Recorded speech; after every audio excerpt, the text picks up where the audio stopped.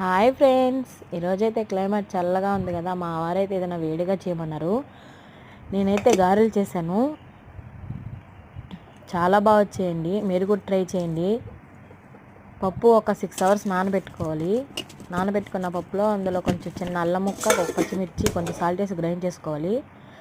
Grind చేసుకున్న దాంతో సన్నగా తరుక్కున్న ఉల్లిపాయలు, కొంచెం సోడా వేసి బాగా కలుపుకోవాలి.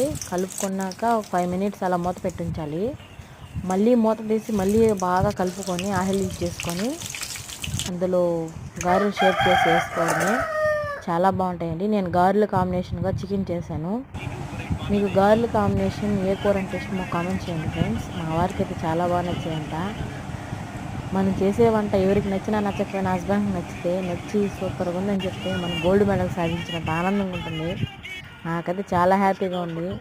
ప్లీజ్ సబ్స్క్రైబ్ చేసుకోండి మన ఛానల్ని. బాయ్.